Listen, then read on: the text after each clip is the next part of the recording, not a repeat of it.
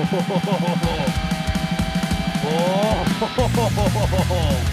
yeah, baby, we're back, baby. Bow, bow. Did you miss us? You probably didn't, but we're here anyway. Your mom's missed us, though.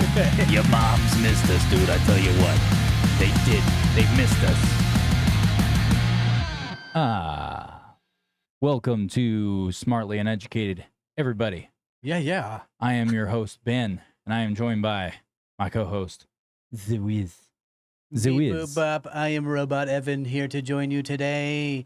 But really, thank you all for joining us again on a lovely Friday live stream. This time it won't be so short as last week's, but we have an interesting one for you, as always. I say that every week because it's true. Yeah, dude. But yeah, it's a beautiful, lovely 85, 90-degree day here in Texas. The bright blue, sunny skies, very minimal clouds. It is a gorgeous, gorgeous day. It is a gorgeous day, Did you like my radio voice? Oh, I did. Welcome back to Smartly Uneducated. Beep, beep, beep, beep, beep.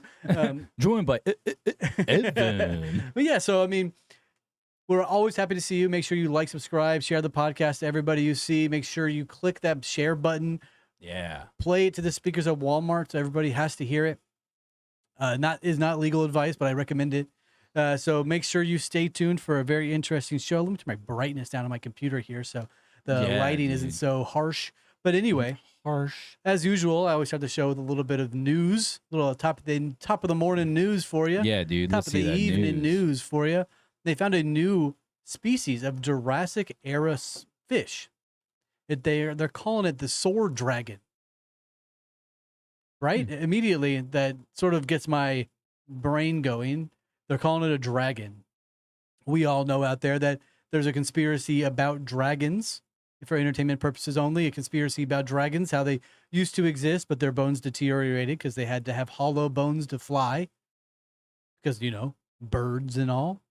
If something so massive was able to fly, it would have to have had hollow bones. Because if it was the size of a skyscraper, there's no way it would have dense bones. But yeah, so they found it. It's pretty interesting. The actual name of it is wild to say. It's called a Xiphodracon goldenkopsis. It's a large extinct marine reptile that lived during the early Jurassic era, about 190 million years ago. This was released Thursday of this week. Yeah, that's really it about the fish. It looks cool. There's a few bones about it and whatnot that I find quite interesting to look at. I like history. I like those sorts of things. That's why we do this show. History in general is a fascinating concept that they that they try to manipulate your thoughts and the history around it in general. Yeah. And then in other news, the Nobel Peace Prize today on 10/10/2025 went to a woman named Maria Corina Machado. She's a Venezuelan woman. She beat out President Trump for this award. She has led the struggle for democracy in the face of ever-expanding authoritarianism. I said that so wrong. In Venezuela. She studied engineering and finance and had a short career in her business. And then she established the Atina Foundation, which worked to benefit street children in Caracas. So she did wonderful, wonderful things for the children and made sure everybody had food and shelter and did all these great things. But whenever she got her award, she was like, Donald Trump should have got it, which is interesting. Yeah. I don't want to bring politics into it, but it's still very interesting historical moment that we will all be reading. Well, that your children's children will be reading about. Anyway. Yeah. What do you have in store for us today, Ben? I just am coming over. I'm coming in blind into this episode. I had nothing to offer for this week. I didn't want to do it. No, I didn't want to do it, dude. And so Ben took the lead and is a great man for doing that. Yeah, so basically this whole episode, it's all just centric around the whole concept of the fact that your emotions are being manipulated via algorithms, and it's pretty wild. And let me preface this. I have a little bitty paragraph I'm going to read. and it'll just pretty much set the tone Yeah, for the whole thing. absolutely.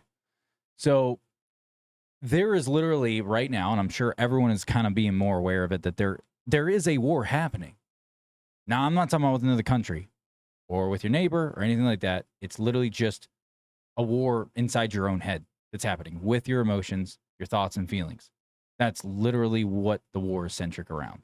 So, but the thing is, and this is literally one that people won't see. Like, you don't notice it unless you're actually paying attention to it. And you notice, like, hey, everything with like social media to every form of news outlet, you name it, any kind of media content. That's all it is. It's media content, any form of it that's in the palm of your hand, which is your phone. And they're using it to manipulate you. And they've been doing it. In fact, I have some stuff I'm going to get into on it. But before we even like start peeling open the can, basically like every scroll, every headline you see, every little dopamine hit is just part of like this experiment that started over a decade ago now. They were experimenting with it with people intentionally for over a decade, and it all started with social media platforms. That's where it started, centric around. And then and the whole point of it was to figure out, like how to measure your emotion. That was the kicker that started it. And then the military learned how to weaponize it, which the military already knew that stuff. Same with the government.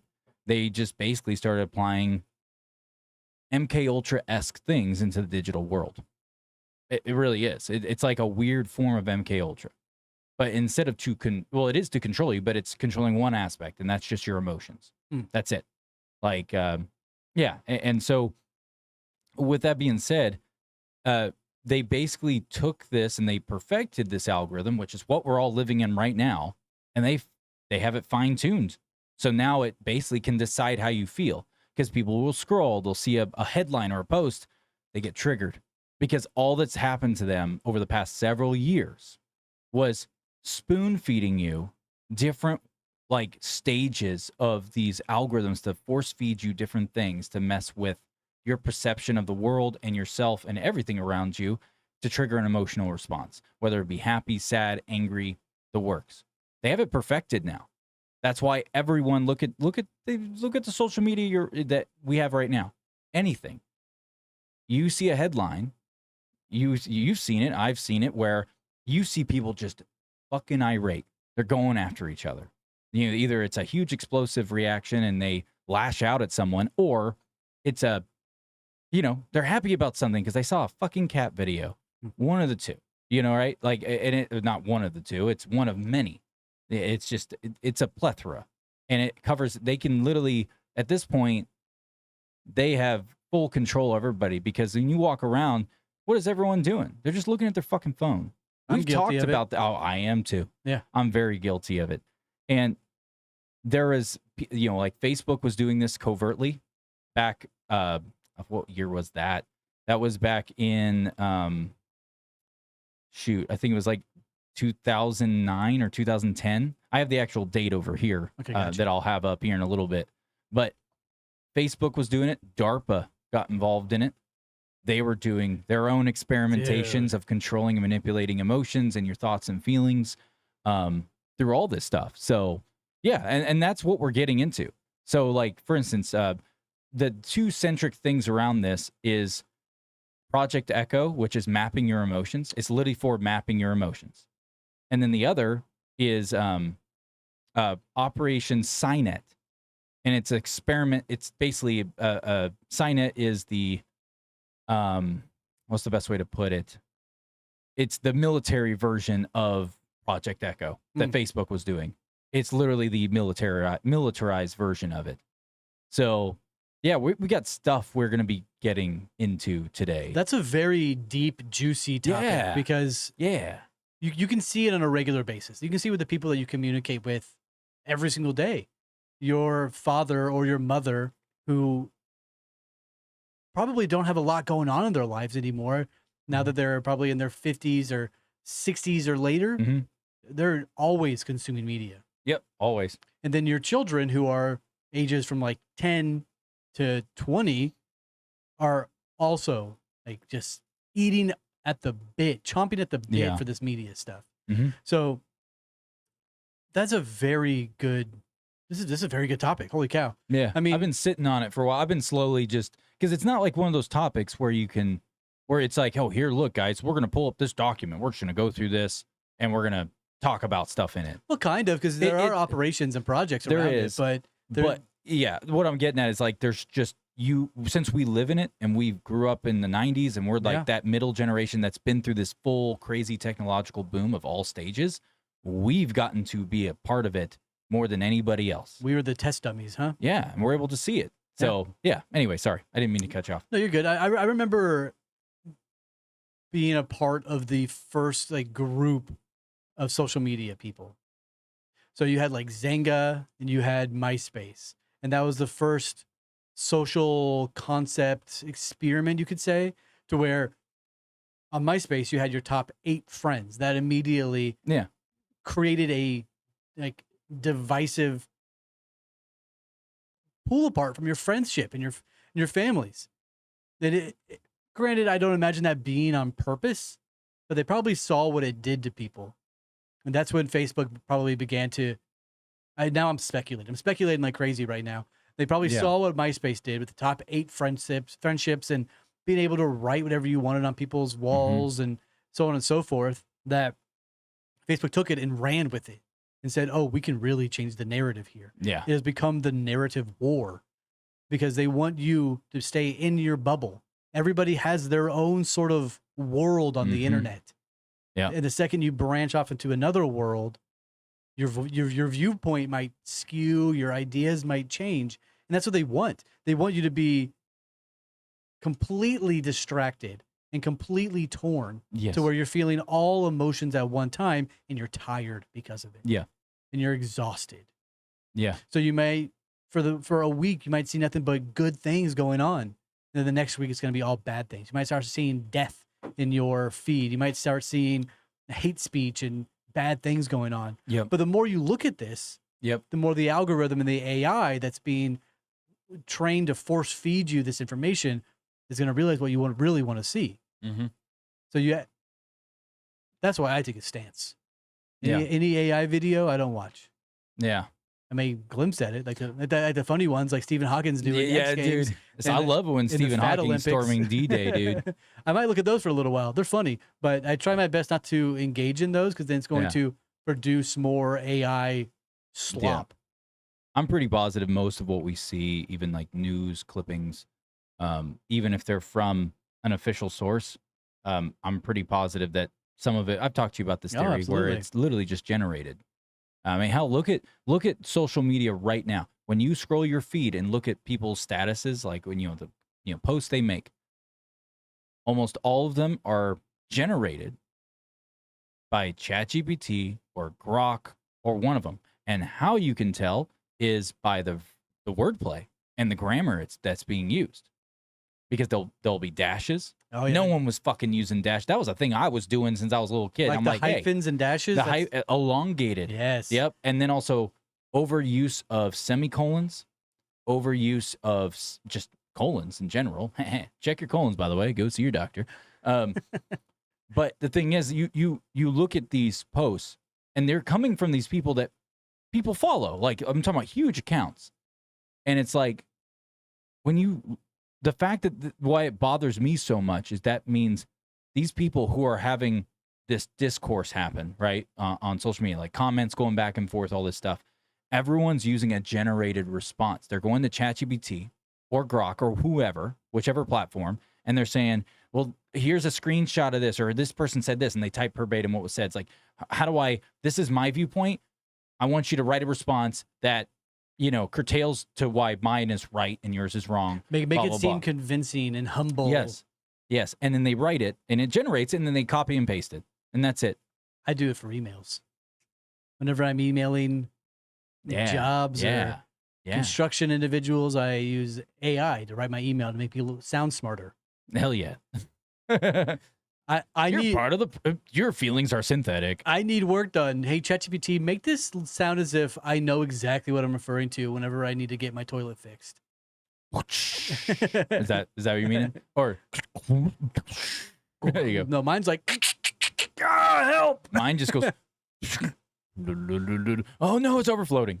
That turd's stuck in the pipe, guys. Yeah, Anyways. but I do use it. Yeah, yeah. I'm guilty of it. I'm Mhm. trying to make a conscious effort not to use it because it is making society dumber. It really is. But this is AI, right? It's really bad in the UFO community too. Oh my god, it's so bad in the UFO Oh my- community. well, it's every community at this point. You look at everyone's feed, all these like even news anchors, all of them, they're all using it. Right now, there is no original fucking thought happening almost anywhere. The whole concept, we've talked about, the internet is dead. Yeah. Right? Oh yeah. Dude, it's dead now at this point. I agree. Yeah. I Definitely. don't, because people are not actually doing any kind of genuine thought behind anything. They're not the one curating the sentences. The They're not- argument or the the discussion. argument, nothing. Yeah. They're just using, like, you guys are feeding the beast, because there's a reason why machine learning keeps just having leaps and bounds moving up, because you guys keep fucking having conversations with, like of this nature. I mean- with ChatGPT, Grok, the works, and it's all it does. It's doing its machine learning. It's literally data mining every conversation. And that here we are happens. talking negative and negative and negative. Yeah. It can be very beneficial It can for a be, lot of yeah. individuals. If you can't afford a lawyer, you can ask ChatGPT or some sort of AI to help you understand the lawsuit, or Yeah. if you have a lawsuit that you can use, Mm. or a doctor, they're using AI to immediately understand an illness inside of a person. Yeah. These can be beneficial. They can also be very negative Mhm. because there will be ramifications for us relying on AI to do everything for us. Yeah. But that then goes into the fact of the narrative war that I mentioned a minute ago. They are trying to just control your thoughts to be, no, I'm anti this. I can never be pro this. Yeah. I have to take a left or a right or a up or a down stance. I have to. Dude, downers suck. I mean, you don't have to take a decision. Yeah. You can be somebody who believes all four angles or every angle. Or at least see from their perspective on it. You can see the positives and cons. Like you can understand why they have that viewpoint. It's very important to Yeah. have deductive reasoning and critical thinking. Yes. These two concepts are, in my opinion, completely lost on society, and Yes. need to really be taken back into a firm grip into reality. If somebody says, "Oh my gosh, this table was made in China or wherever," Yeah. I will never buy it. It's useless. It's garbage. I don't want this in my life. Yeah. Well, is it affordable? Yeah. Then you're probably going to buy it. Yeah. Yeah, pretty much. That may be a bad example, but like the idea is You're giving a rough example of it. I get it. the idea is like you should never just have one wholehearted idea. Yeah. You never should. No, you never should. It's what's the motto? Not MOE, money over everything, but Never piss into the wind. never piss into the wind. That's a great Yeah. one. Don't spit into And the wind. Don't whiz on the electric fence. Dun, dun, dun, dun. But yeah, That was good, dude. had a little theme song going. Yeah, there, a dude, little, it was great. little jingle, if you will. Yeah, dude, it was a good jingle. Jingle. But it is important to know that these social media sites, X, Facebook, Instagram, they're all TikTok, all of them. they're all all of here to push a narrative that you have a feeling one way or the other. Yes. And if you're not cognitive of this reality, you're going to be lost in the narrative war soup. Yep. No, dude, hands down. Nailed it. Turn off the show. End it. End it. But let's just jump right in. Let's keep going, Let's eh? pull out the receipts, because that's what everyone wants. They want to have the receipts. So check this out. So I'm going to share the screen real quick and show you. This is Facebook's. This is just showing you reference material. This is where the mapping of emotions really began. And it was January 11th through 18th of 2012.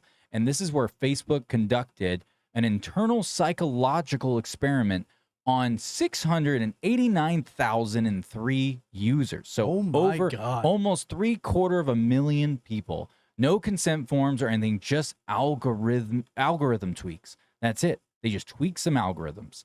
And Sorry, let me scroll down. So It was people can probably in see the this. terms and condition that you just clicked through to accept it. Now, this was not part of it. Yeah. This was never once. Yeah, that's how I know, because I went and looked it up.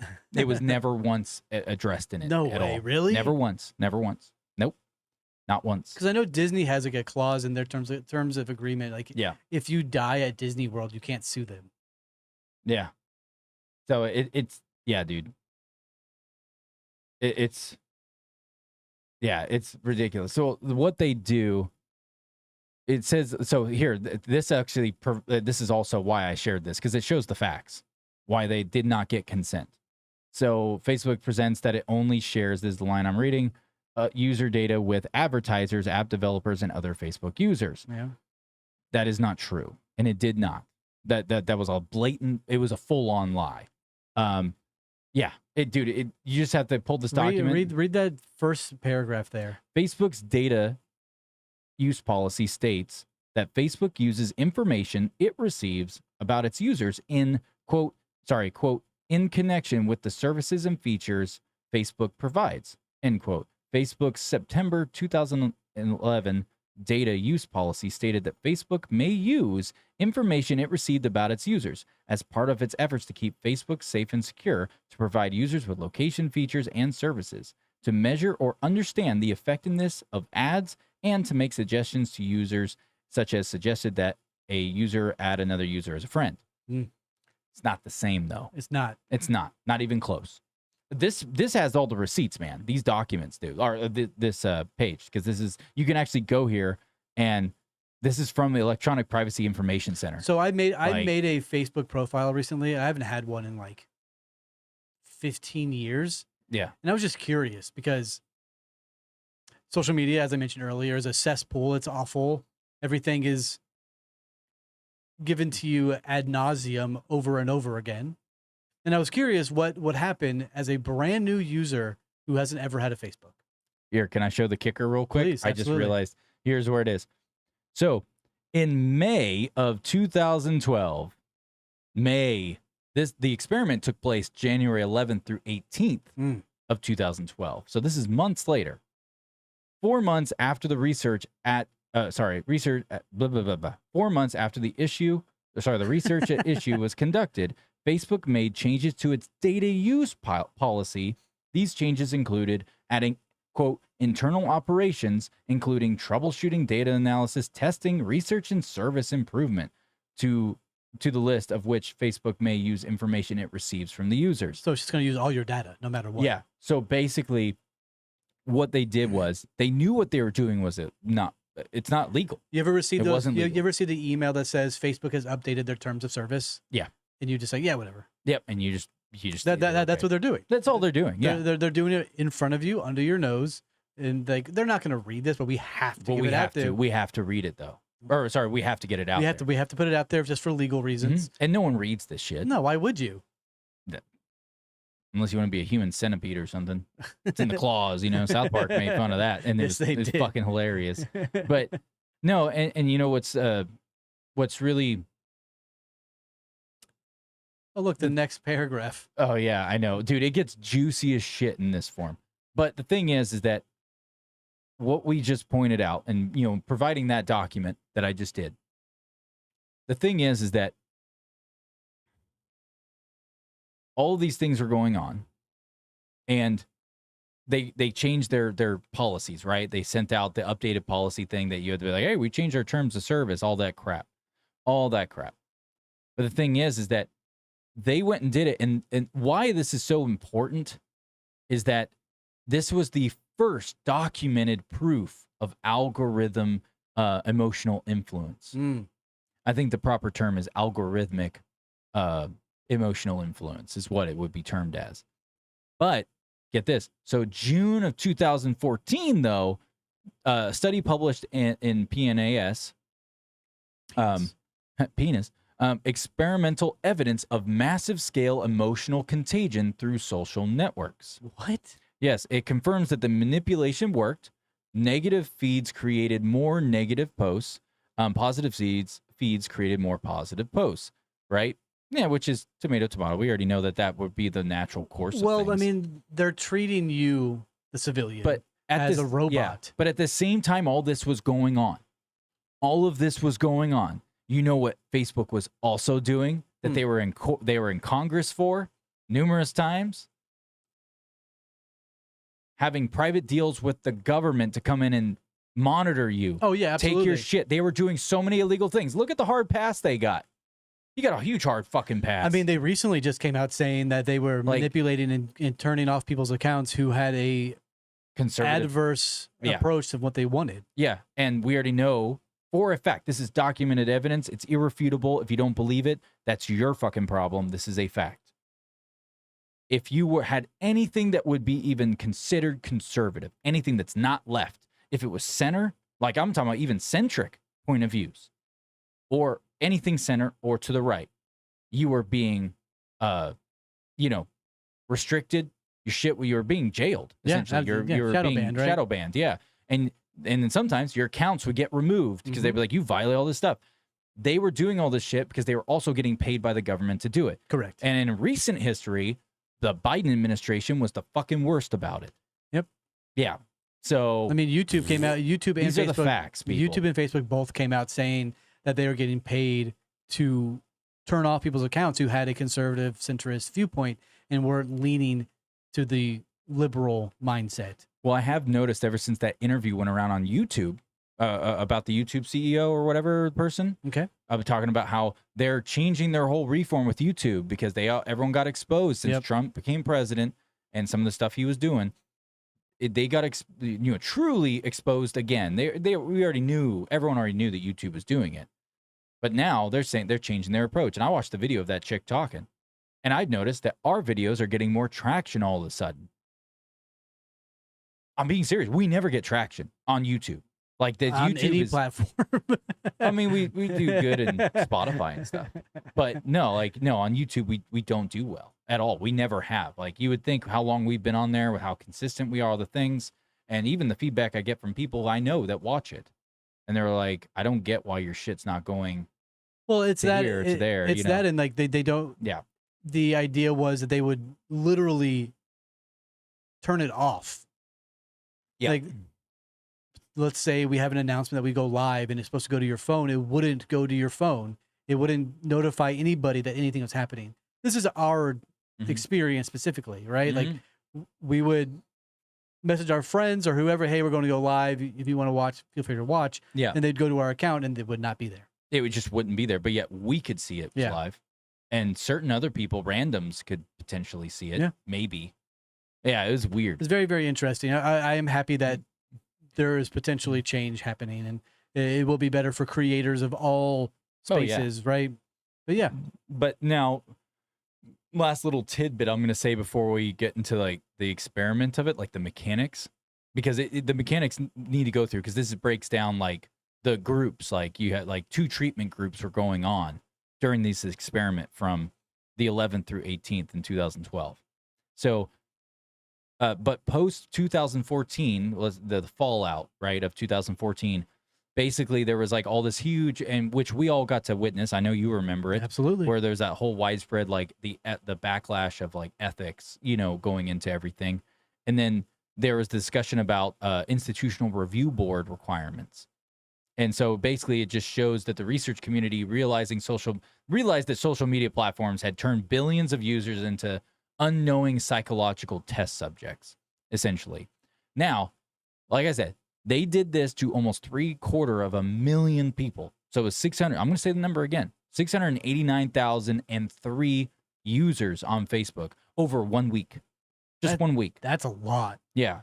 And they wanted to test, like I said, the goal was to test if the emotional states spread through social networks without direct contact. To do it without direct contact completely. What does that mean, direct contact? Like basically, someone's not sending you a DM. I see. Okay, it's just the things that are naturally there in your feed.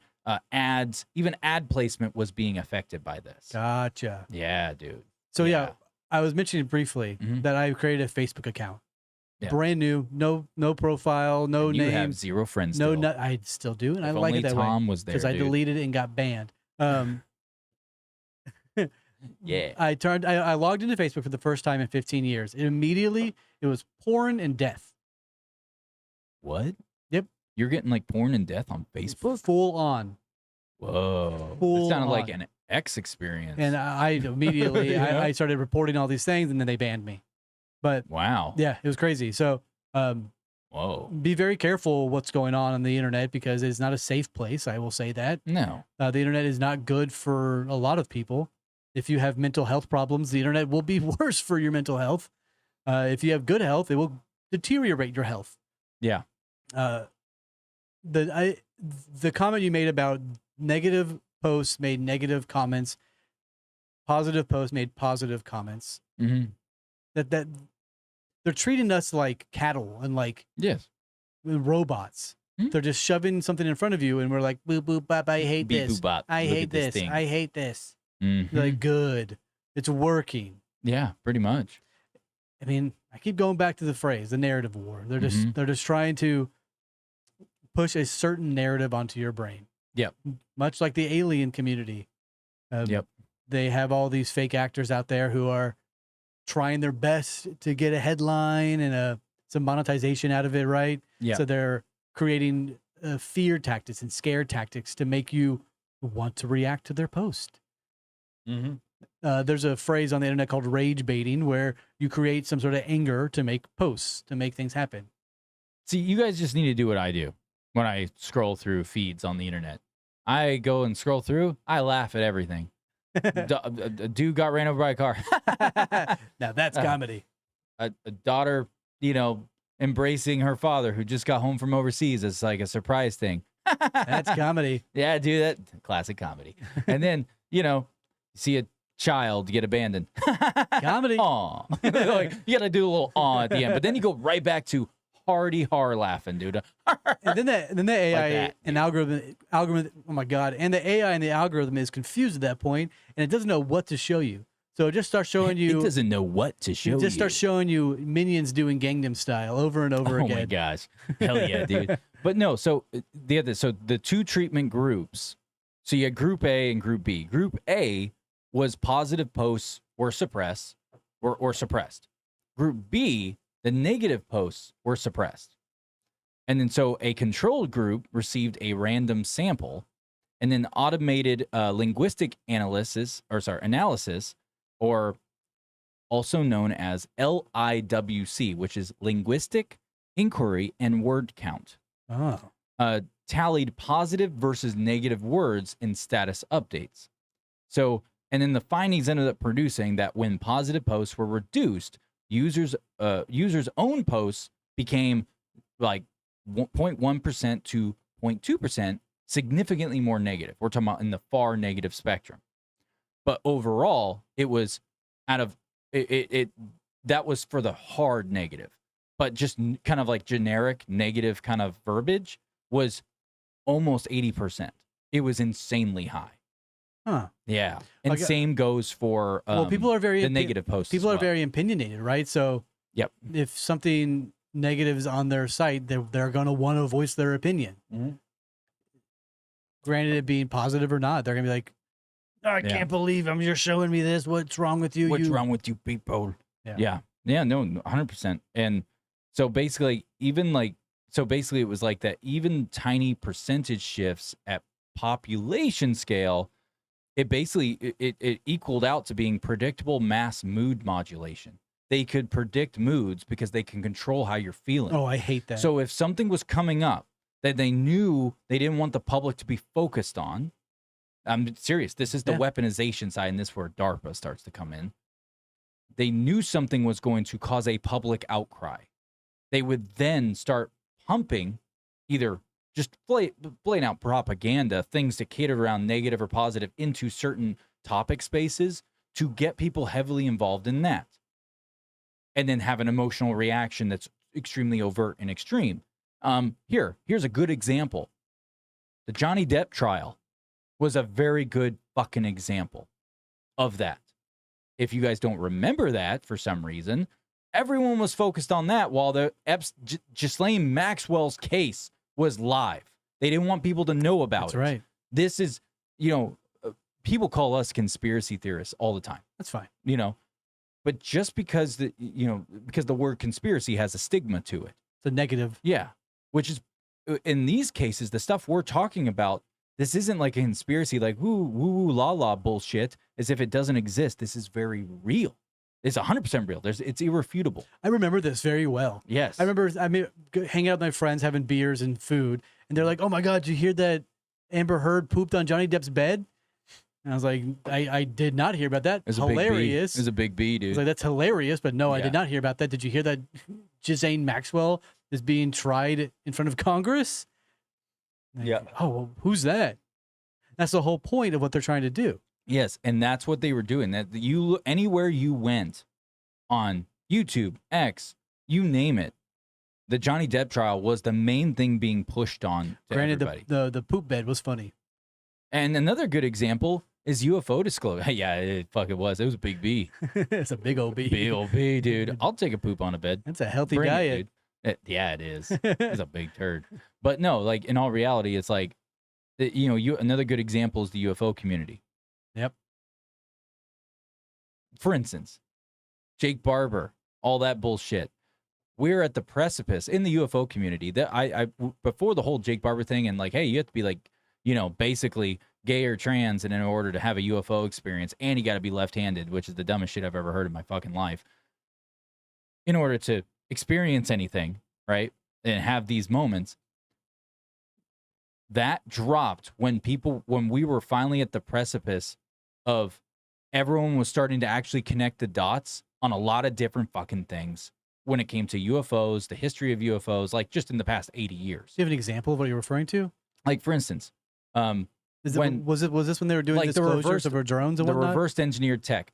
Everyone got distracted by, the drones were going on. Yeah, this But that was another whenever distraction, this was though. whenever the New Jersey drones were super popular in the news. Yeah. Corbell was like, yeah, you got to be gay and left-handed to talk to Not aliens. Corbell, it was Barber Barber, sorry. and Ross Kohler. Forgive me. Yeah, and that other guy. Yeah. Yeah. So it's like that was going on, but the thing was that people were why I was even bringing that up as an example was because people were finally connected dots saying like, hey, I think of what we're seeing out in the, flying around everywhere is there's a good chance most of them are us and it's just reverse engineered tech. And we kind of have ideas where this tech is coming from these different bays. Remember the geographical changes on Google Earth that happened a while back, but people were finally talking about that, where obviously there was pillars. It was under the water. There was some type of base where it was known for UFOs to go in and out of the water.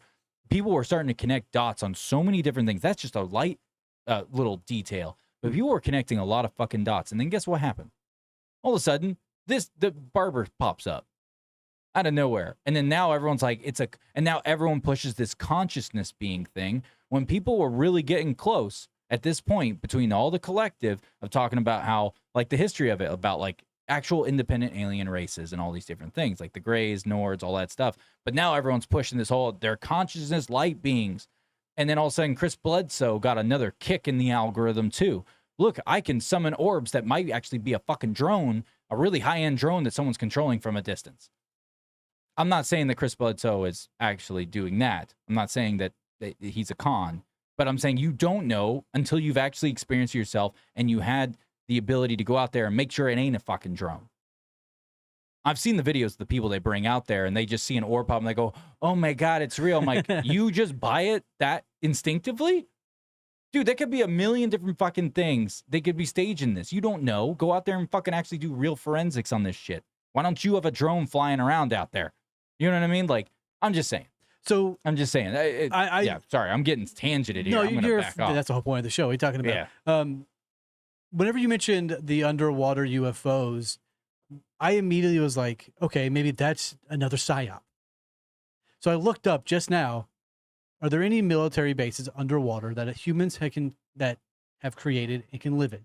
Mm-hmm. The answer is yes. Yes, there is. There are several active ones right now. Mm-hmm. There is one called Nemo that NASA uses. Yep. And that is about 25 meters underwater. That's pretty deep. Yeah, and that's shallow, for but- astronauts, isn't it? For training and for anti-gravity environment. Technically, yes. There's also ones that they built in World War II called Project Habukuk. It is a massive aircraft carrier from Pike Creek, frozen seawaters. This is just a brief overlook. I don't have time to actually go into, but yes, there are domiciles underground, submarines and the like, and nothing really large scale that is on record and on documentation that I can find immediately. Yeah, which all of them would be classified or just be off the books. Correct. Black book projects. Yeah, exactly. So that they can build things underwater. Mm-hmm. Who's to say that they're not building a military base with new tech underwater and testing it up in the air? And I can't remember what coast that was off of that base. That obviously there's like pillars and you can see it's like clear cut. It's of California. Is it California, right? Yeah. I kept wanting to say Florida, but I know it's not Florida. But another one, here's another good example of keeping you distracted by pumping other bullshit into your feed and manipulating your emotions is, and this is all this is UFO centric as well, which is those weird dome things that are on the ocean floor that keep moving around and you see the trail of it like moving around. We have seen those over the past several years. Me and you have come across those and we've talked about it. I think it was like 4 years ago was the first time you and I ever talked about it. And we were live on our old platform. I remember. And when we were looking at it, the next time we went to it 2 years later, it was either you said it or I said, I don't remember who said it. I brought it up because you noticed that I was like, I don't remember it looking that way. They refer to it as the underground highway, the underwater highway. Yeah. And that these things travel thousands of miles over a span of a few years. Yeah. So what if it's just a giant fucking turtle? It's possible. That'd be fucking. What if it's just a big ass? That's a huge turtle. That turtle's like the size of a metroplex, dude. Which is just a big ass starfish wiggling around down there. Well, you had no points, so I don't trust that motherfucker. He ain't no star. He's or fish. Dude, you're too round to be a star. Square. But anyways, so let's move on. So the conclusion, though, we're not comedians, right? Yeah, we're not comedians at all. No, not even a little bit. But just to lay out the conclusion real quick of Facebook's experiment. This is a quote from PNAS. What's that? I just said it earlier. Where'd it go? I always forget what it stands for. Hold on a second. Let me look for Procedures of National Academy of Science. Yeah, that's it. Yep. Thank you for saying that out loud. So this is a quote from them. Emotional states can be transferred to others via emotional contagion, leading people to experience the same emotions without their awareness. So basically, what they're talking about is vibes. Like basically, it's a digital version of someone going like, dude, I got like, you know how you feed off someone else's energy. Bad when you're in front vibes, of them. dude. Yeah, you know how you feed off someone else's energy when you're near them. Well, same concept, but in the digital ether, for social media, through any digital. It's all digital ether at that point. Well, why do you think that they have the cloud syncing, my man? Because they've been up in their game. Because I'm just saying. Huh. Yeah, dude. It gets even more. I don't like that. I know, man. You were a douchebag 2 weeks ago, but fuck you. I didn't have the microchips in me, so I was unaffected. Suck my farts, bro. Suck my farts and my pinky toe. That's how we say goodbye where I'm from. Oh. What the fuck? The camera was on me when you did that. Son of a bitch. Let me switch it back to you. Oh, thank you. No. Yeah. Anyways, so the takeaway, let's talk about the technical takeaway of this is that emotion equals, for this, in the technical takeaway, emotion equals technical behavior. It equals behavioral signal is what that emotion means. Emotion equals behavioral signal. Basically, sentiment changes predict engagement duration, ad click through, content virality, the things that pull you. And then algorithmic feedback loop. So platform sees, it then measures reaction, then recalibrates, and then it reserves the emotional content just slightly tweaked to really get you the next time. And if it fails each time, because you have to also remember, what else do you have on your phones that's looking at your face? The camera. Not just the camera. It's what is it? It's the facial recognition. It's the IR. It's that weird the infrared light. Yeah, the infrared. They're able to see and capture your micro movements and capture your mannerisms. even the minute forms of them, they're catching it. I mean, that must be why I get a lot of like food on my feed, because every time I see a hamburger or something being cooked, I'm like, oh, I need that. Yeah, dude, I get a lot of barbecue stuff on my feed. Like, see, oh, you would think that, you know, you go through my phone, you're gonna find porn. Nope, you're not. You're not gonna find porn. You're gonna find lots of delicious menus to a lot of local restaurants because, God damn it, it knows how I look. I mean, it's the face I'm making when I'm looking at some good food. I don't want to look at no boobies. I want to look at ribs being smoked, dude. I want to look at a fresh fucking smash burger getting squished up There's together nothing with like that a cheese. good. There's dude. nothing The like a good cheese. pork butt. You know what I'm saying? Give me that butt. Give me the pork. Give That's me a it pig smoked. butt, dude. I'm gonna eat it. I'm gonna take it up. Squeal, piggy. But for real, I have a lot of food on my feed. I like food a Dude, I lot, love and food, it's a dude. problem. There's a lot of food on my Instagram feed. Yeah. There really is. In fact, I'm not even kidding. Like 2 days. That's why I ended up buying a burger 2 days ago. Oh, hell yeah. Because I was sitting there and I was like just bored scrolling for a second because I had nothing to do. And all of a sudden, dude, there it was. Oh, Just dude, a big old fucking juicy burger. I think And was like, every "Fuck Thursday yeah." I go to Ham's Meat Market in McKinney and get me a smash burger from there, dude. Oh, ain't nothing like it. That's what I'm talking Shout about. out dude. Ham's in downtown Old Town Yeah, McKinney up shout there in out. Texas. Have food. You might see me there on a Thursday. Don't come do anything weird. Don't come. Wait. Yeah, don't. So, anyways, now there is 2 other pieces here before we start talking about DARPA's thing, because DARPA's is even more equally as weird and twisted and messed up. But so the other thing in the technical takeaway would be birth of predictive emotion modeling. BPEM, birth of predictive emotion modeling, Interesting. which is from that study onward, emotional metadata, tone, emoji reactions, facial recognition became a standard variable of recommended systems. And that's what they applied. I hate that. I do too. And the last one is the ethical blind spot. So there is no informed consent, right? Like you don't actually know, because what we just read, what they updated their shit to, it doesn't say anything blatantly about this. So you don't realize this is what they're doing. No, if you were to actually go read it. They lightly code it in like Yes. a mask of, we're just going to use your data for information mining. Yeah. In a very obscure manner that you won't understand. And then Yeah. all of a sudden you're being manipulated on your feed. Facts. Yeah. Yep. And so now the what was it? So like I said, no informed consent. And then Facebook claimed terms of service covered it, but it didn't. And we know it didn't. We have the receipts. Yes, we do. And then Cornell's involvement bypassed IRB because Facebook did data handling internally. What? See that? Yeah, they're handling it all internally. That's shady. Yeah, no, they were doing illegal shit. They've been doing. We already know of the other legal shit. We already mentioned That some is of it. Other than so this. shady. Yeah, Typically, if you're doing that, that's going to be a third party company so that they don't have any skin in the race. pretty much. Yeah, pretty much. Yeah.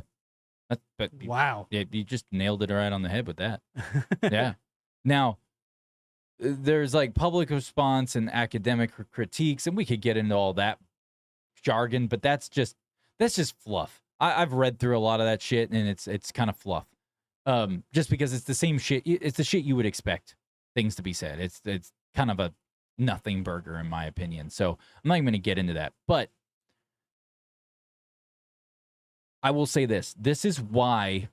So here's an interpretation for you guys. So why it still matters right now. Okay. So the like button. Everyone, there's a like button on everything, Yep. right? Well, the like button is an emotion sensor. That's what it translates to the algorithm. Well, that makes sense. Yeah, which makes sense, right? Like that's common sense to think like, yeah, you would have algorithms that would be monitoring and calculating based off people liking Oh, this they and liked and this that. cheeseburger. Let's give us more Yeah. cheeseburgers.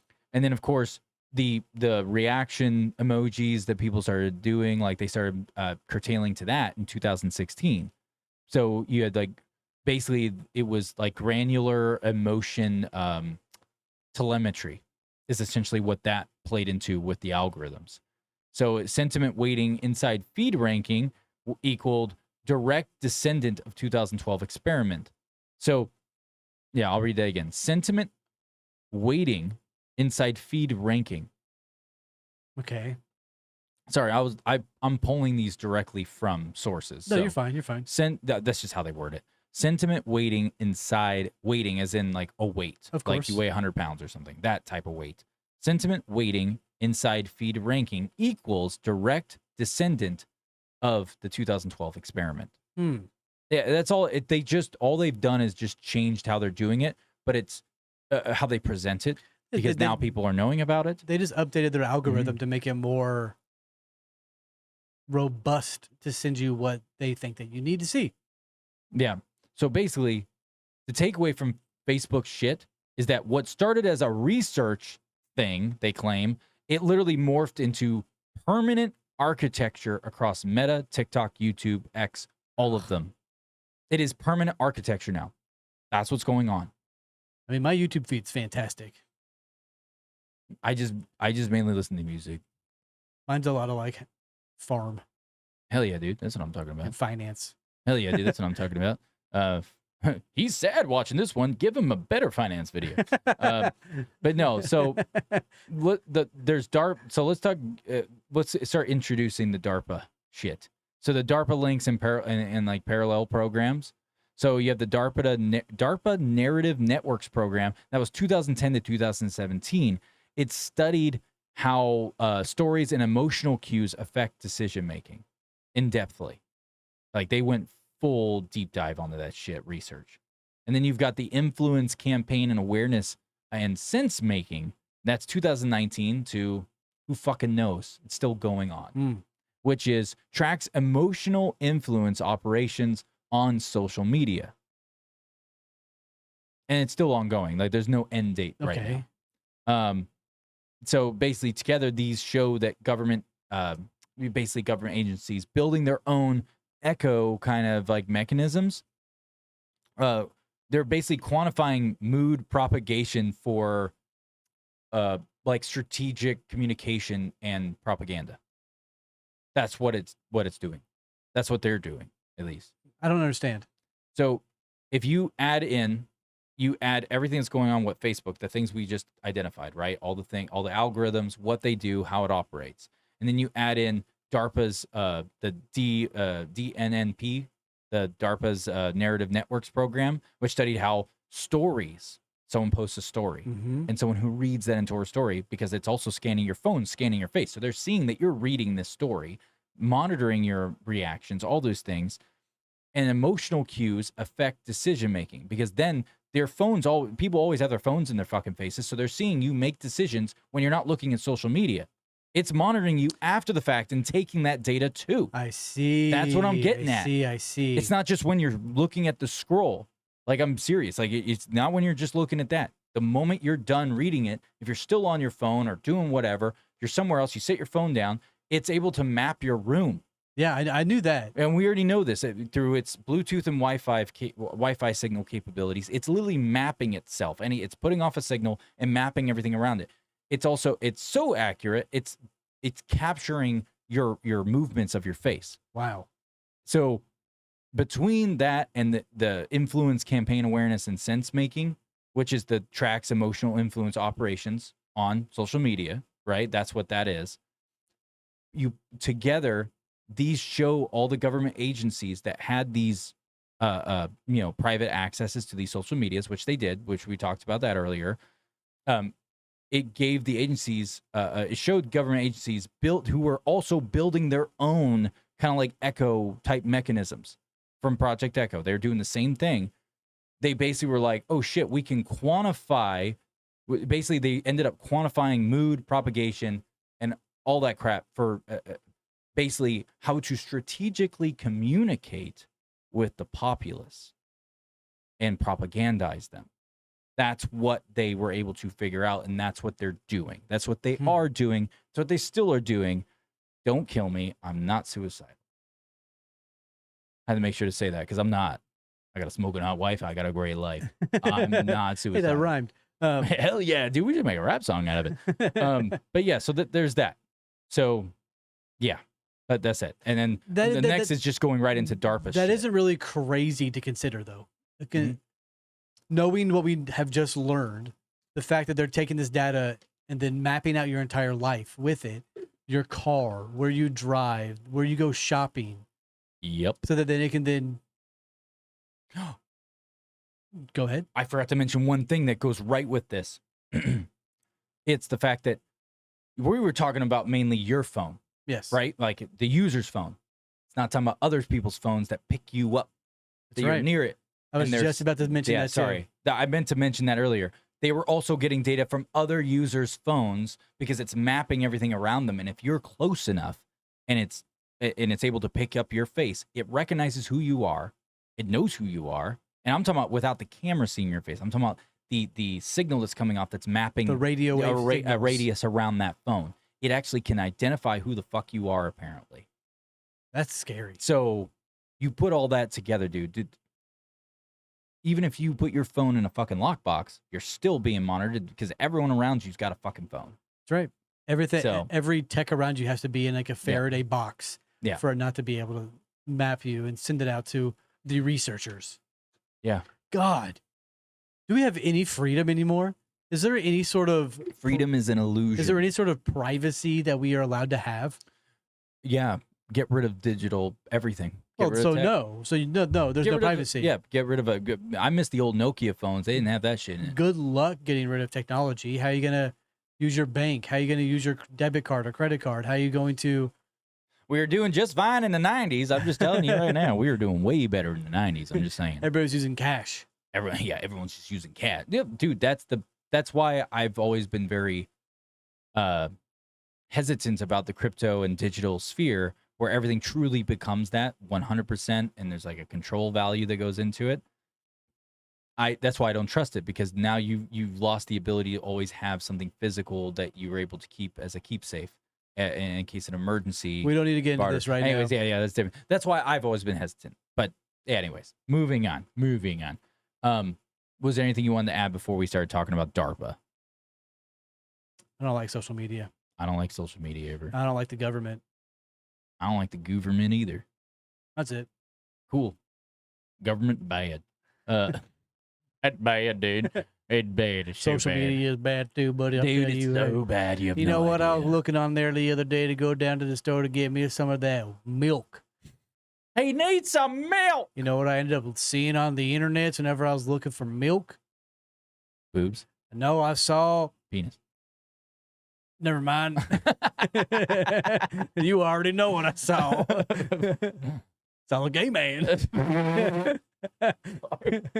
Tim Waltz. Oh no, were there any horses around it? You bringing out this part of me now? He was in a Spider-Man suit dancing around his kitchen. You thought he was shooting webs from his wrist? It was coming from the horse cock. Wait. My name is President Trump, and I endorse this message. Anyways, moving on. Oh, it looks like he got frozen real time. I hope they take this into account into the algorithms. That's for sure. That's a pleasure face right there. And we just saw his sex face. No, Look you at did that. not. Sorry, that was it. With Do you scrunch wanna down see breath. Yeah, let's go. Let me put it back. Let me. Dude, that's the most depressing sex ever. I'm gonna come. I guess. I guess. Anyways, all right. You want to talk? Let's talk about DARPA. Let's do it. This is where it gets. I love talking about anything DARPA though. So Me it's too. like this is where I'm getting DARPA is jazzed up a little bit. fantastic. Well, Yeah, dude. So DARPA. This is SINET, Operation SINET, and so, like we said, like you know, how do you spell SINET? PSYNET. The P is capital and the N is capital. So, DARPA SM. You may be better pulling it up by doing DARPA SMISC space SMISC. So, which is also stands for Social Media in Strategic Communications, dude. Strategic Communications. So, all right, let's get into this, man. Isn't it? It's a Python thing. It's coding. Mm-hmm. Okay. It's getting there, dude. You're getting there. You're getting closer. You're getting warmer, dude. Watch out, dude. It's hot. Dip my toes in. Psst. Watch out, dude. Whoa. Not the dogs, dude. I'm getting the dogs Oh, in there. dude, you're getting the dogs wet. I mean, we've dude. talked about N3 already one time about We have. Yep. with DARPA. Yep. Facts. So, like I said, what began as a social media mood test evolved into this whole military grade system for steering, a global perception. That's what the point of DARPA's SMISC was. And that's what it steered into. So Operation SINET is basically what it represents, the merger of defense analytics, ad tech, and behavioral modeling.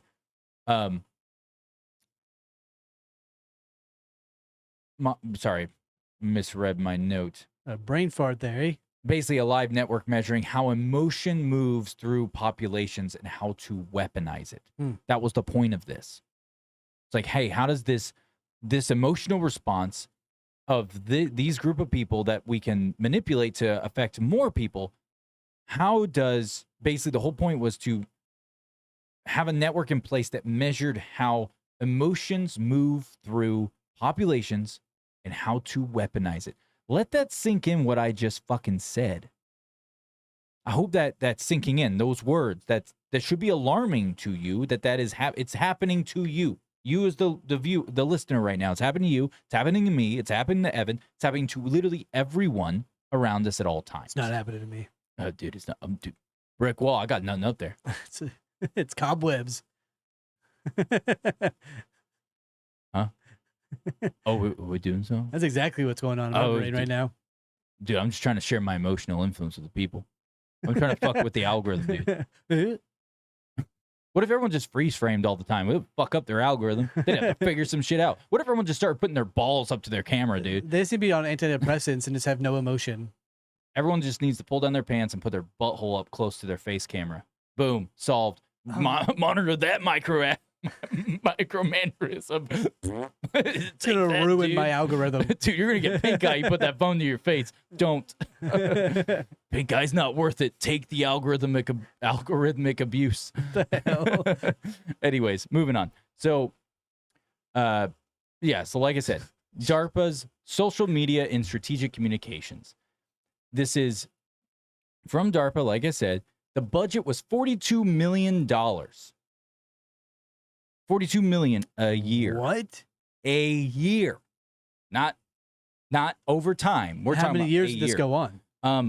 It went on, it was a 4-year funding window. Okay. So they actually got more. The reason why I say it's a year, because I started looking It's stuff up on it. $170 million. Yeah. I went and started looking stuff up about it to find out, because it wasn't specifying some of the stuff I was coming across. And yes, it was 42 mil a year is what it really broke down to. So the total is what you just said. So basically the public brief was detect, classify, measure, and track the intent and effects of online communication campaigns and develop technologies to influence and control them. That's verbatim from their shit. Dude, Yeah. Now I have documents to back this shit up. Boom, let's go. You ever seen the meme where it's like, I want to go back to how I was before I knew how everything worked? Yeah, no crap. That's how I feel right now. So here is just one tidbit, right? I brought you to Dharma's site where this is what their statement is, all this crap here, right? But the real juice is this, because they created the propaganda machines. Ah, yes. And this is where it gets, where'd it go? Where'd it go? Oh, man, it kicked me out of the article. Son of a bitch. Sorry, I was looking at it for free earlier. But yeah, sorry, there's that one. I have a few others I can throw up there here in a moment, just like source material.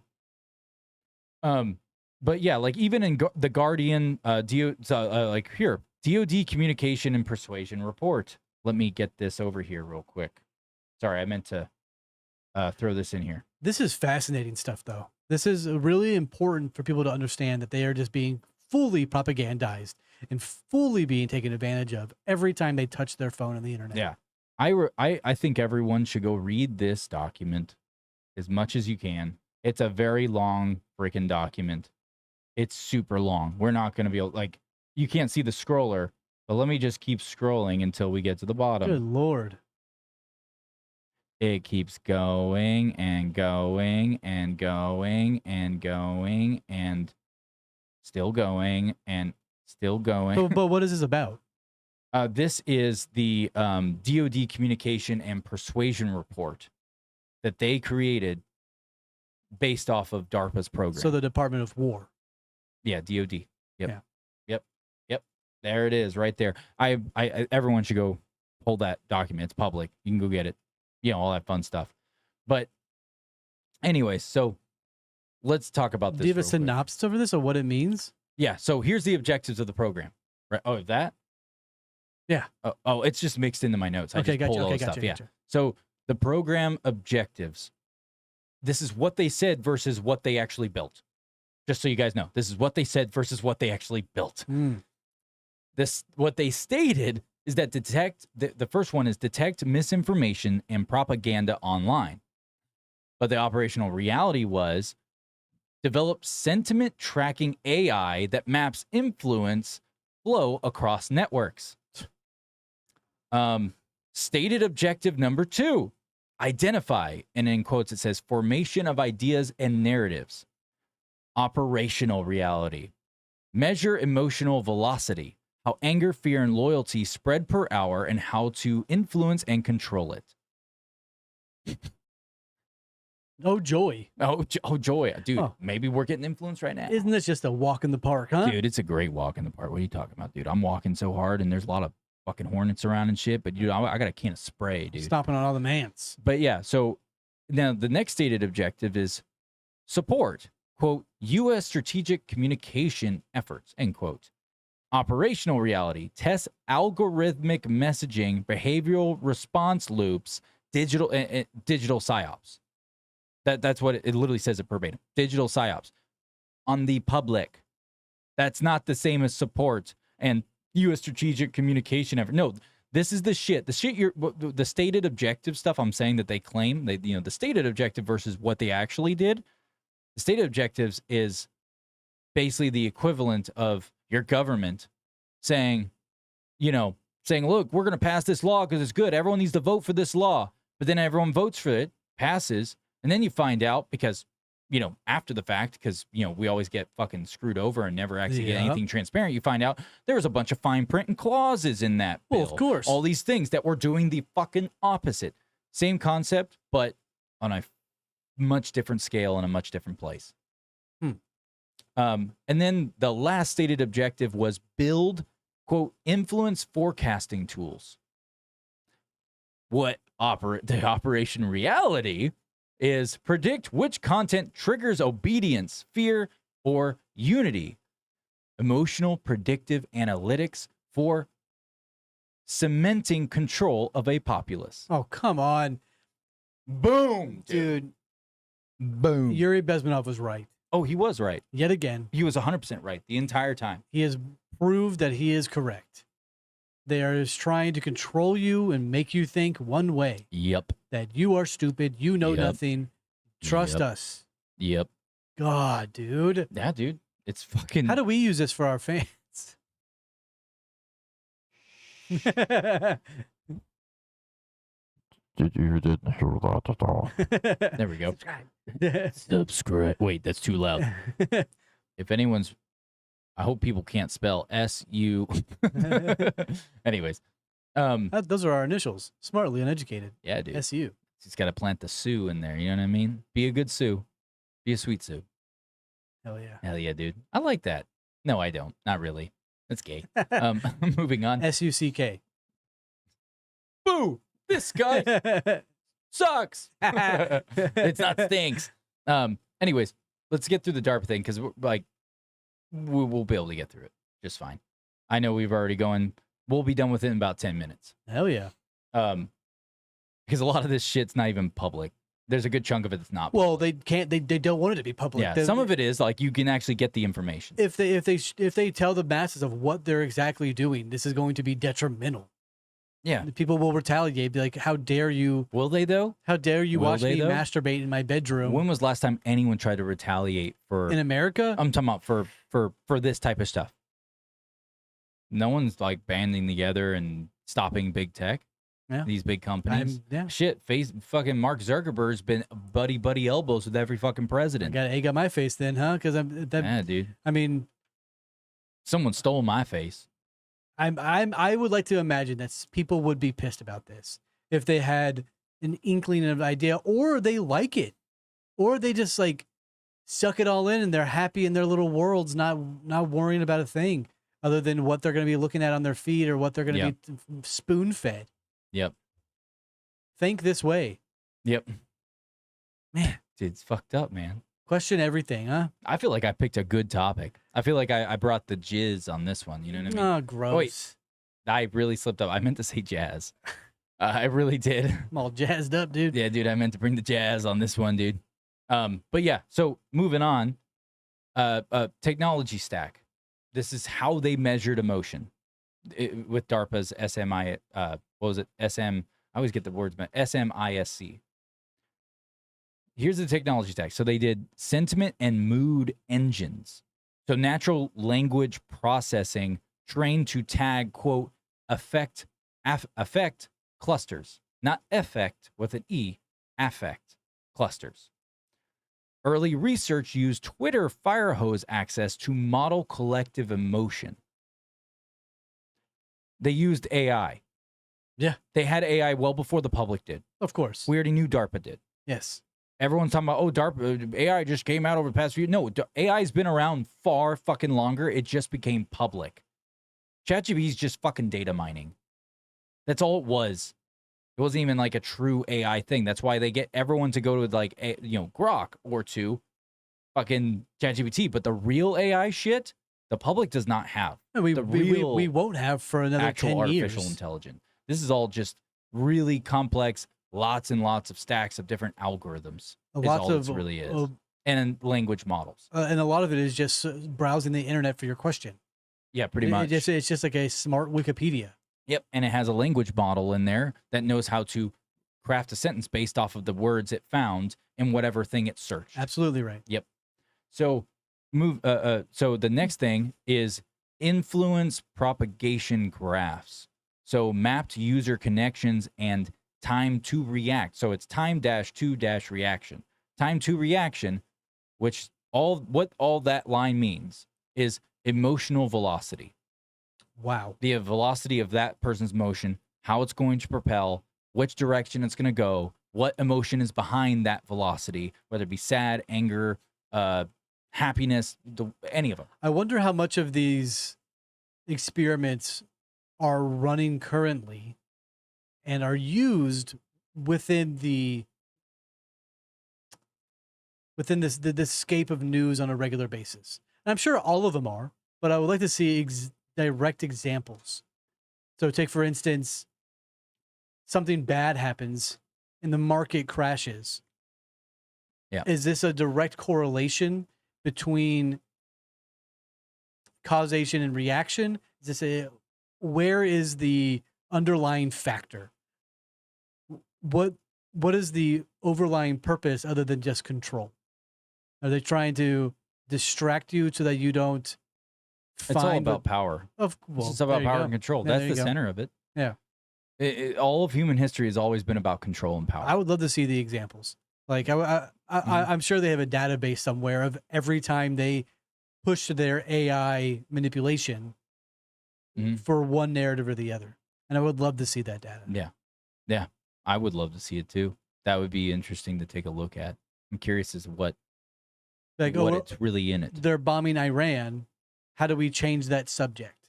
Oh, Charlie Kirk died. How do we change that subject? Or how do we manipulate that subject to keep people distracted in a different way because it's too big to just make him completely look away? Exactly right.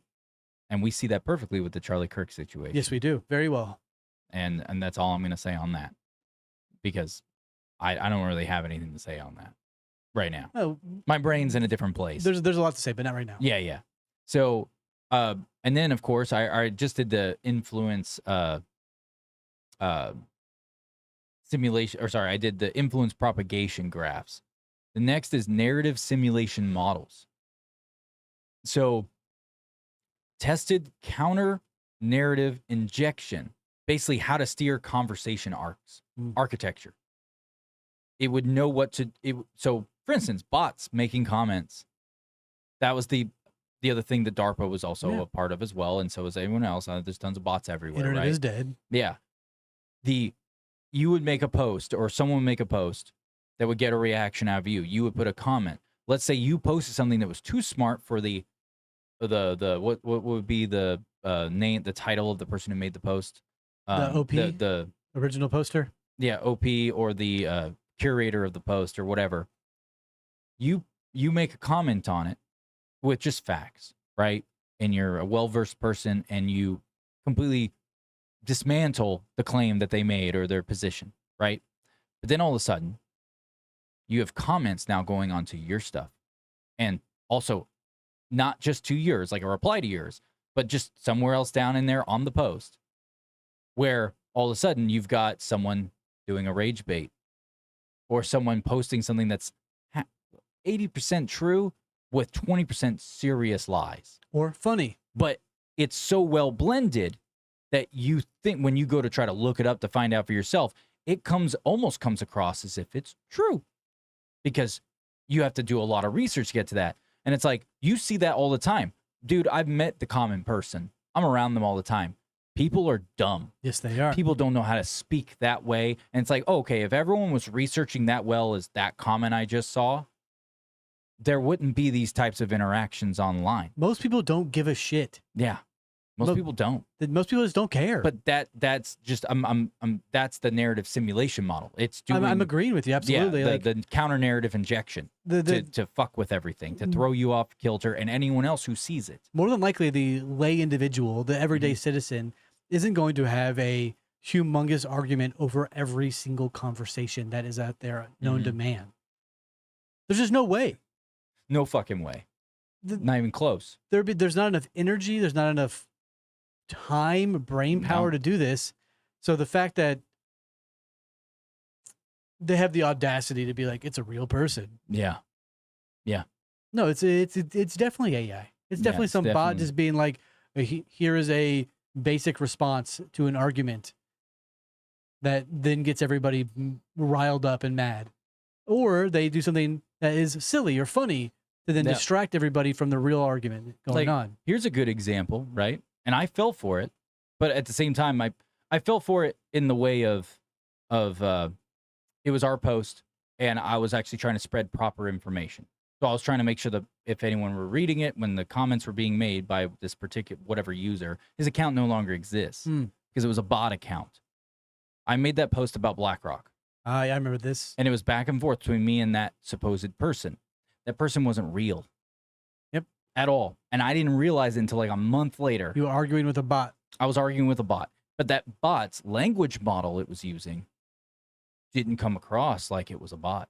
It was talking almost like a fucking person. They're trying their best just to keep you occupied on something else. I've even seen ChatGPT responses where they're blatantly from ChatGPT or Grok, one of the two, where you can see like it's blatantly from them, and it's them, whoever went to Grok or ChatGPT to create that response, curtailed it in whatever communication it had with it, saying, hey, you need to basically call them out and try to accuse them for using AI to write their comments. What? Yeah. Oh, so it's like self-aware. Fake... No, I'm saying like that's what the user puts into the interface, and then it gives out the comment, and then you see a comment on there that's obviously written by, been generated by ChatGPT, and it's got, in that comment, it's at the end, it's like, why don't you think for yourself and use, don't just use ChatGPT to write a response. Assholes. Yeah. When they're literally using ChatGPT. Now I'm getting angry. Yeah, dude. Bunch of douchebags. Bunch of clankers. Bunch of wankers. What an arse. Well, clinker's a derogatory AI thing, right? Yeah. Oh, yeah, it is. I forgot. But is it? Yeah, clinker. I know what to say to the robots now. Anyways, so moving on. The last one is integration with commercial APIs. API. Oh, joy. Yeah. So Facebook / or Twitter, whatever public feeds. Plus, you add in academic grants gave cross-sector data. So basically, like these prototypes later basically seeded later on civilian emotion tracking platforms used in marketing, political ads, trust and safety content moderation, like all sharing SMISC's analytic, DNA essentially. That's the best way to put it. It's the core of it. It mirrored it, and it's because they merged them. Yeah. So moving on from that, I'm gonna speed run through these last few things because we're running out of time. I just saw what time it was. So Hey, I know we've been going. we're flying through it, huh? Dude, time flies when you're having fun, dude. So You want to hand me another beer before you get into this? yeah, let me switch the camera to you. And I hope everyone's having a wonderful evening out there in podcast land. If you're listening to this on demand, we love you. We see you. We appreciate you. Don't forget that we do this for Every free, Friday. and we appreciate you sticking by and hanging out with us. Yeah, Without people like you listening and hanging out, we wouldn't do this. Well, we probably would, but we'd just be talking to us. yeah, it'd be talking to yeah. a void. So thank you for listening, everybody out there. Hell yeah. So now let's talk about. So let's go from DARPA to data brokers, and this is the civilian handoff thing. So 2013 to 2018, private analytics firms absorb all of these methods, right? So Cambridge Analytica used 50 million plus Facebook profiles for psychographic targeting. What the fuck? Techniques mirrored SMISC language. So, quote, Ocean scores, Ocean is in all caps. So, in quotes, Ocean scores sentiment mapping, message sequencing. Internal memos described, quote, behavioral micro-influence campaigns, end quote. And if you guys want to see anything about that, here's a thing on micro-targeting. This is from parliament.uk. Sorry, you guys can't see that yet. Let me bring this over to here. And let me share the screen real quick. So this is from parliament.uk. And this goes into, this is their report on micro-targeting. And this was from 2019. There's also one that there's the Guardian investigation that happened too. They did it as well. This is what Whitney Webb has been talking about. Yeah, I know. This is exactly what she's been like Ever warning since everybody you've been about. bringing her up recently, and that's kind of what sparked me into this again, because I already knew about not necessarily some of these documents, but just the narrative of what was happening. I just didn't know all the details. Dude, she is. Oh yeah, she dude. better stay alive. She better. I hope she does. She better be watching her back and her P's and Q's, because the more that she comes out and talks about this, the more people are gonna not want her to be existing anymore. So, I sure hope that she stays safe. But I'm very happy that she's bringing this to people's attention. I'm glad that we can do that as well. Yep, I am glad too. Because, good Lord, this is bad. Yeah, it's super bad, dude. I don't know how to emotionally respond love it, dude. to it. Me dude. either. I'm like at a loss of concepts here. Oh yeah. So let's get into something juicy. So what Operation Signet represents in totality? Okay. Now, Operation Signet is, I know I keep saying that, that's my name for it. It's not the official term. That's why I told you look up DARPA Correct. SMISC. That's what I call it. It's literally Skynet. Yeah, but just Signet. I thought it was catchy. It's psychological net. Yes. Psychonets, dude. Watch out for them crazy. Well, in 1980, they were already doing this. Yeah. They had already created AI cars Mhm. and machines to then manipulate people. They were already doing it in 1980. Mm-hmm. So I wouldn't be surprised that they're doing it more and more now. God, dude. Dude, it's bad. I wonder what's going to happen in the next 10 years. I don't want to think about it. We should definitely speculate on it. I like to speculate. Yeah. I like to speculate a lot. Hope people know that. I love you guys. I love you too. I said them, dude. I Oh. said guys. I love you all Wait, out there. Thank you all for listening. singular. I like guy. Make sure you say you love your family, your friends. Yeah. Yeah. Keep your head on a swivel. Keep it on a swivel, dude, especially in these times. So Operation Signet, obviously, like I said, is not the official name project. It's just my logical, I guess you could say, synthesis of it, essentially. That's what I came up with that name. But DARPA's SMISC plus all the narrative networks, and then you got commercial, and this is all it represents. So DARPA's SMISC and narrative networks, and then you've got commercial emotion AI and ad tech infrastructure, and then also political micro-targeting, which is from 2016 to present that we know of. Now, together, they form a continuous emotional feedback system. Collect data, feeds, likes, dwell time, that equals emotional telemetry. Two is in number 2. Model response, so AI predicts which content changes your mood or moods in general. 3 is deploy influence, tailored messaging or algorithmic tuning to maintain desired emotional state. 4, which would be measure results. That just means update models in real time to make it more efficient. That's the Signet loop.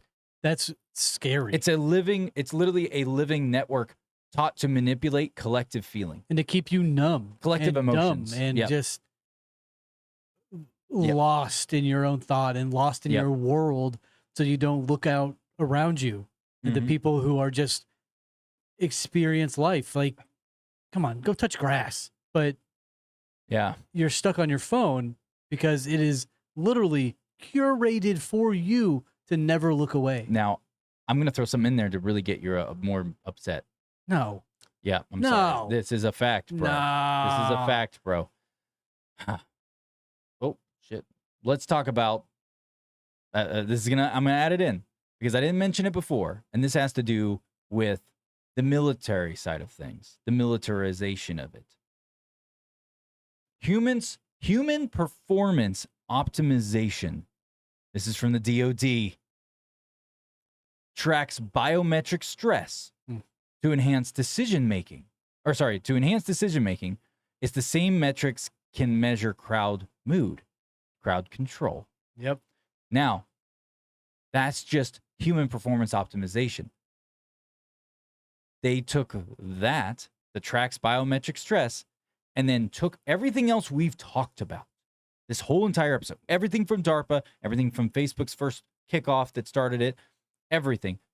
They took all of that capability and then integrated in human performance optimization, which did biometric stress to enhance decision making.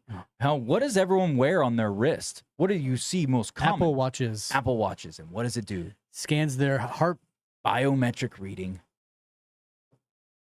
Yep. And guess who has a government? Guess who has a contract with The Apple? government. The government, and so does our military. Yep. So did you know that JP Morgan's new headquarters only allows their employees to enter the building using biometric scanning? Mhm. It's happening, whether we like it to or not. They were doing that back when Bob Lazar was going to S4. Don't be left And behind. you can pull up the blueprints of the things he talked about that they claimed didn't exist. Yeah, they're doing it with or without you. Oh, they are. And Pay it attention. measured the bone density in his hands. Yes, they did. Now, I'm going to say one other thing. Okay. Sorry. There's one more to add to the list. Artificial intelligence, emotion detection in marketing. Effectiva, Clarabridge, Microsoft Azure Cognitive Services. Commercial spin-offs apply identical analysis tools to civilian populations. What do you think happens when you have Microsoft Authenticator on your phone? What do you give it access to? Your camera. It's not just getting your back camera, it's getting your front camera too. IR. Huh. Boom. It's making you, so if you didn't have a Facebook, right? You didn't have Social media. but you work somewhere. Well, most common businesses use Most Microsoft corporate jobs, right? 365 Premium or Enterprise or whatever. And what do they enforce? Enforce people to use. MFA authenticators. Yes, multi-factor, which don't get me wrong, you have to have multi-factor for a lot of different reasons other than this. But you have to. It is safety in general, yes. Safety in general. But they came out with their own app for you to use, which gives them direct access. Huh, well, I've signed my life away. Same teams, all of it. I'm going to join the cyborgs. Yep. So with that being said, that's what I was really getting into this episode. With- It was this. This is it all over. and With all. that said, go thank your local robot. Go say thank you to the Clankers for not making you want to kill yourself, instead making you see good, delicious food and dogs and cats instead of horrific things. Make sure you don't linger on things that are negative. Yep. Move past them so the algorithm sends you happy things. Yeah. Dude, this is bad. You know, because like I have no, at the start, I really went into why I don't like this. Yep. But the more we go into it, I'm at a loss of words. And this has happened before with our show where the only I'm gonna let you talk real quick. I have to go pee. the only thing I can really say is like the outcome will not be beneficial in the long run. There will be a lot of negative connotations that come around this, right? You're going to find yourself wanting to go to the grocery store, but the algorithm that you have is already going to be knowing what you're wanting to go get and do. And just stay safe, everybody. Just please pay attention to what you're doing on the internet. I know you're here sitting with us now, enjoying our conversation. Well, I hope so, at least, huh? But you're spending time with us. You're taking time to listen to what we have to say, and I do hope you take it wholeheartedly that the internet and the government and all these individuals are not looking at your best interest. So you need to take a time for yourself to find your best interest. May it be going to play golf or going outside or hugging your dog or just doing something. Take a moment out of your life to do something for yourself. Because if you don't, you're going to get stuck in the loop. You're going to get stuck in that SciNet loop that Ben was talking about, the DARPA curated social media hive mind loss. Take a moment. Breathe. Remember that you're human. Remember that everything's going to be all right, I guess. But it's bad. It's bad out there.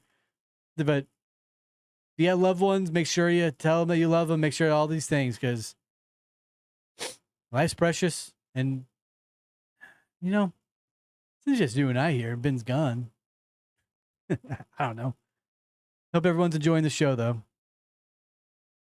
With DARPA and all their new technology that constantly revolves around new technology and how to manipulate you and control you, think about what BlackRock's doing. Think about what the WEF is doing, because there's going to be more and more manipulation that comes your way with biometric screening, biometric scanning, the Wi-Fi 6G that's soon to come out that will be scanning your home and using your body for Wi-Fi and electrical signaling.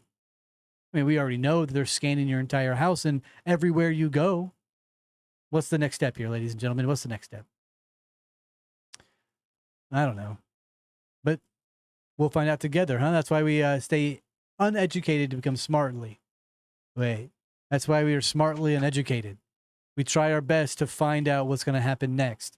You take everything you have and you try to grow from that. You take all the data from DARPA, from WEF, from BlackRock, and you try your best to make the educated decision on what you need to be doing.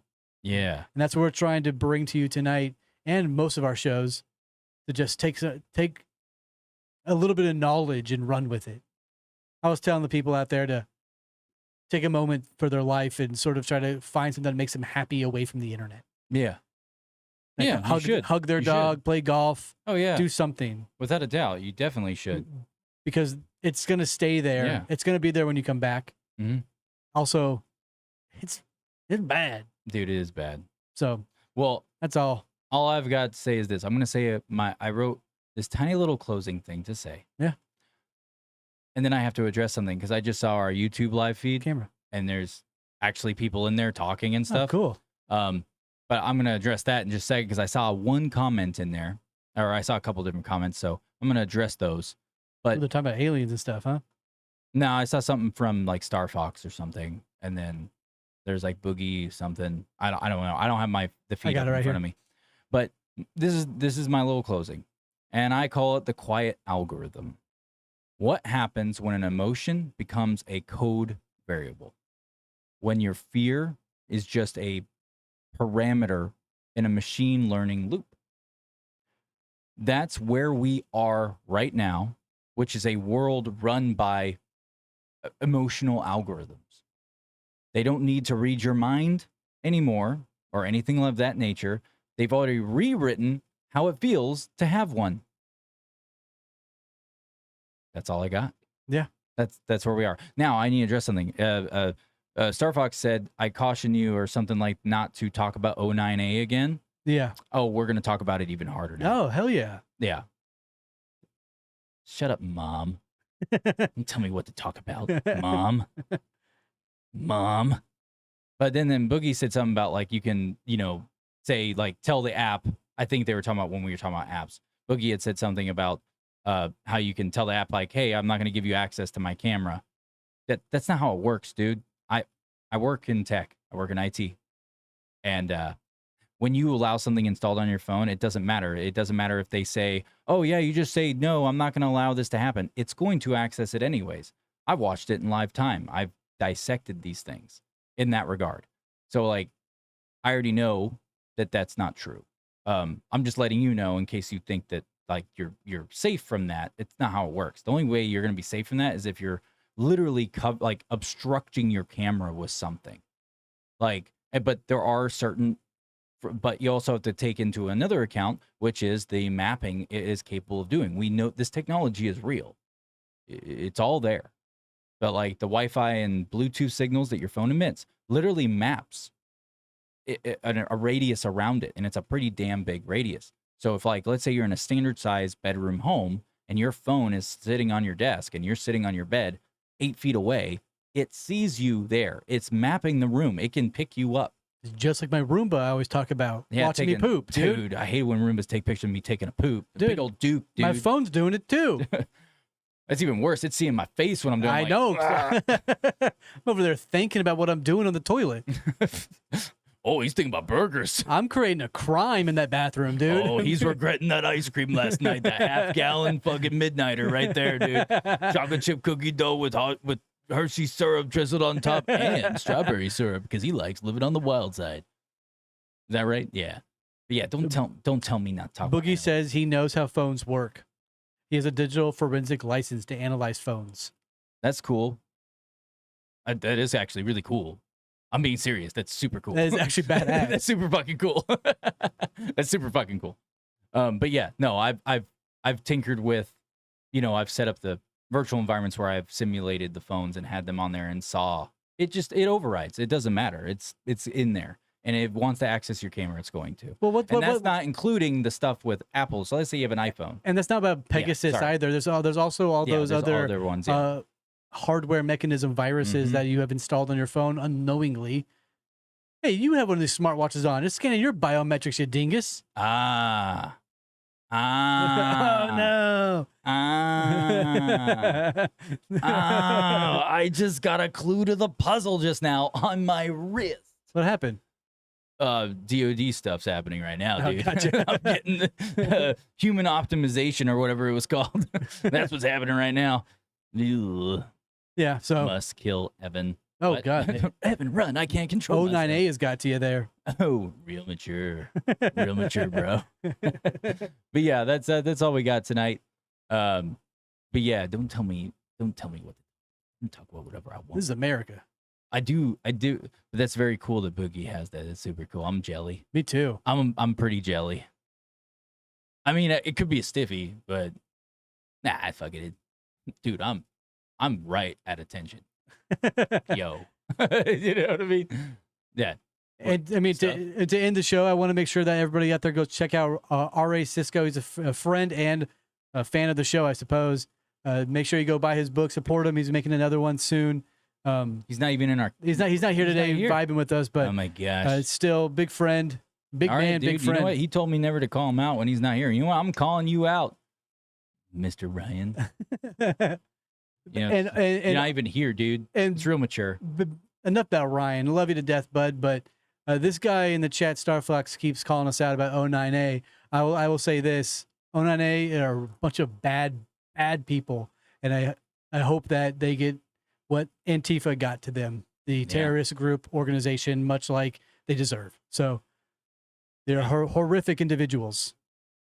Gosh, it's so bright. It's very bright on your So screen. bright. Oh my gosh, it was killing me, dude. I was like, whoa, this is insane. Sorry, were you about to say something? No, else just there? talking mess about 09A. How? Whoa, hey, I can hear myself. I don't know why it's like double backfeeding on me. No. Basically, we're just trying to bring light to things in the world. You have all these criminals, all these horrible people out there, and I know we just talked about a show about negativity and positivity within your spectrum of reality. Maybe don't go listen to our 09 episodes. That's a really disgusting, heavy episode about a lot of evil people. But it is important to know that they are out there and that you can keep your children safe a little bit better if you know about them. That's mostly what we're trying to do here, is give you education, give you knowledge so that you can make your own decisions. I will say this, though, 09A are really, really bad. Oh, dude. And then we have pacifists. That's what Star Fox just said. Ooh, he's asking, have you ever been to war? You ever been to war, dude? I know. He's talking to you right now, bro. Never been to war. But I have been to a Walmart at midnight, dude. Watch out for them folk. I mean, Tell you what, dude. they playing the brown note there at Walmart, making me shit my pants at 3 in the morning. I've shit my pants at Walmart at 2 in the morning before, that's for sure. Oh. We need to find a way to get AI drunker. I mean, high, much apparently. like Bender in Futurama, plug them into the electrical sockets and have them get that buzz from the electricity. Oh, hell yeah, dude. You remember that? I do. I do. I love me some feature. They're all addicted to getting buzzed by electricity. Mm-hmm. I'm trying to respond. It's not letting me do it.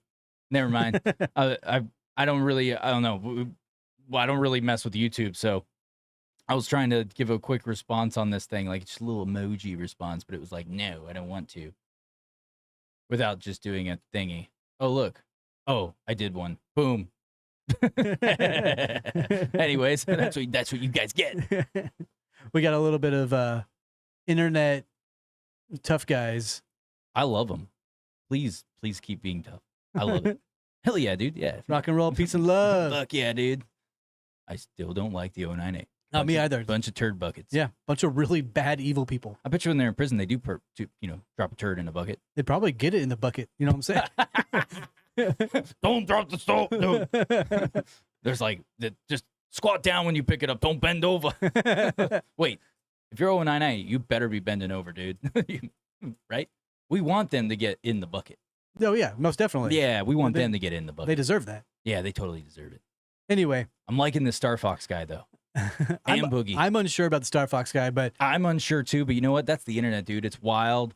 out So of control. much depravity. Do you remember back in the day when the internet was just like a anarchy hellhole? Yes, I miss it. I miss it so much. Dude, I miss my old AOL chat rooms. Oh, hell yeah, dude. He's cheersing with the pirate flag. Hell yeah, dude. That's what I'm talking about. You know, if I ever lived back in the days when they actually sailed the 7 seas and all that fun stuff, the old school's ways, I'd be a pirate. Without a doubt. Because they'd be like wearing their wigs, all the government people with their stupid wigs showing up and like, oh, no, you can't do all these things. I'd be like, I'm going to go steal some stuff. Bye. A lot of history painted Yeah. the ancient pirates to be awful people. Pirates were actually half the time were like fucking really cool and awesome people. I mean, I wasn't there. I don't know enough about Not them. Somalian We should pirates. we should do an episode about like ancient pirates. Yeah, and how they weren't a part of the 09A. Yeah. Yes. Yeah, dude. And how 09A has propagated the pirate flag. Yeah. Cultural stealers. Bruh's coming around. That's what I'm talking about. Hell yeah, dude. Yeah, we come around quite often. We're here every Friday. What do you mean? Oh, thank you. You're a good participant as well. There we go. Hell Anyway, yeah. we got to I close out. landed that flawlessly. We got to close out. Y'all Yeah, have a we gotta wonderful evening. Y'all have a wonderful night. We'll see you next week. And if you're listening on Yeah. demand, we love you. We miss you. We see you. Yep. You're my favorite on demand people. You are. Yeah, you you're guys my are favorite. my favorite. You're my favorite. Star Fox. You're like you're getting up there, You're bud. getting up there, dude. I love it when dude. Yeah, I'm gonna leave it at that. Also, La Vista. Yeah. Tell everybody you know out there you love them. Peace and love. What the fuck? Yeah, you just did that. but you know what? Peace and love. Do it dude. even harder now, dude. Peace and love, brother Groovy. No.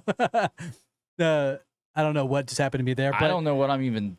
make sure processing. you tell everybody out there that you know and you love, that you love them. Life's short.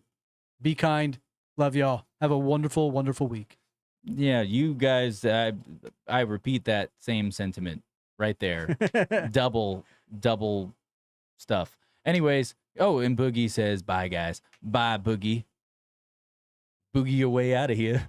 Ooh, Hasta la vista. jazz hands.